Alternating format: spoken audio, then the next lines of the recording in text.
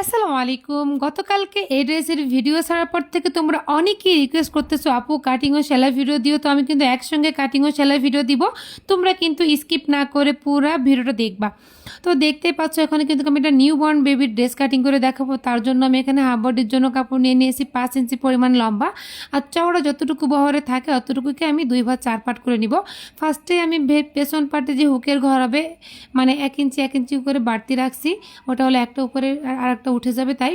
তারপরে ডাবল ভাঁজ দিয়ে 4 পার্ট করে নেওয়ার পর আমি 1.5 ইঞ্চি পরিমাণ নিয়েছি পুট গলার মাপ, আর মোট পুটের মাপ নিয়ে নিচ্ছি 4 ইঞ্চি পরিমাণ, এটা নিউ বর্ন বেবির জন্য। আর এখানে আমি আরমোল নিয়ে নিচ্ছি 4 ইঞ্চি পরিমাণ, মানে 0 থেকে 3 মাস 4 মাস বাচ্চা পড়তে পারবে। 4 ইঞ্চি পরিমাণ নেওয়ার পর এখানে আমি বডি দিয়ে দিচ্ছি 5.5 ইঞ্চি, মানে 22 ইঞ্চি বডি হবে। তো এখান থেকে আমি হালকা হাতে শেপ দিয়ে দিব, আর বাড়তি করে রাখছি সেলাইয়ের জন্য। আর এটা কিন্তু এই ধরনের কাটিং হবে না, তাও আমি তোমাদেরকে এভাবে কাটিং করে দেখাচ্ছি। তার কারণ হচ্ছে তোমরা মাপটা বুঝতে পারবা।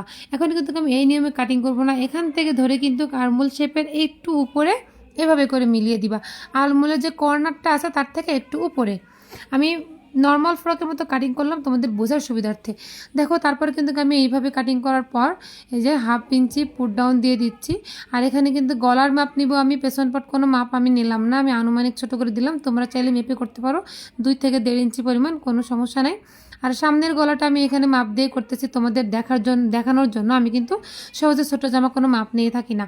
তো 3 ইঞ্চি পরিমাণ নিয়ে কিন্তু আমি হালকা হাতে শেপ দিয়ে দিচ্ছি, আর গলা কাটিং করে নিচ্ছি মেজারমেন্ট অনুযায়ী। আর এই পর্যায়ে তোমাদেরকে রিকোয়েস্ট করবো, আমার ভিডিওগুলো যদি তোমাদের ভালো লাগে তাহলে প্লিজ আমার পেজটি ফলো দিয়ে পাশেই থেকো।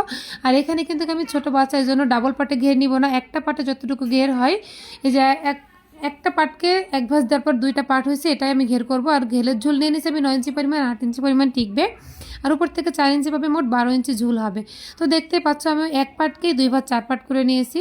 আমি কিন্তু সমস্ত মানে বেবি ফ্রকে 2টা করে পাট নিয়ে আমি এখানে একটা পাটকে 2 ভাঁজ 4 পাট করে নিলাম। আর এখানে এই যে মাছ বরাবর এখানে থাকবে, তো এখানে যেহেতু ভাঁজ করা আছে আমি দেখতেছি কতটুকু পরিমাণ কুচি হবে, আর সাইডে কতটুকু পরিমাণ আমার আরমোলের শেপটা পড়বে। দেখতে পাচ্ছ এতটুকু পরিমাণ পড়বে, আমি আনুমানিক ধরে নিলাম। এই যে আমি এখানে কিন্তু কোনো মাপ ছাড়াই চোখের আন্দাজে একটা শেপ দিয়ে দিয়েছি, তোমরা কিন্তু কীভাবে করে দিবা হয়ে যাবে, কোনো সমস্যা নেই, এখানে কোনো মেজারমেন্টের প্রয়োজন হয় না।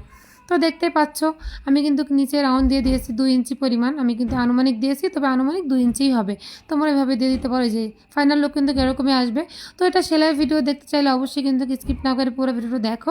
আর এখন আমি হাতা কাটিং করব। হাতা কাটিং করার জন্য আমি 8 ইঞ্চি পরিমাণ একটা কাপড় নিয়ে নিচ্ছি ডাবল পাটে। আর এখন হাতার মুখে একটু কুচি হবে, তাই জন্য মুখটা আমি লুজ রেখেছি। আর তোমরা তো হাতা সবাই কাটিং করতে পারবে, এই জন্য আমি একটু স্পিড দিয়ে দিয়েছি। তো হাতা কিন্তু ছোটো বাচ্চা যারা একেবারে 1 মাস 0, তারা কিন্তু 8 ইঞ্চি 7 ইঞ্চি এরকমই লাগে। আর এখন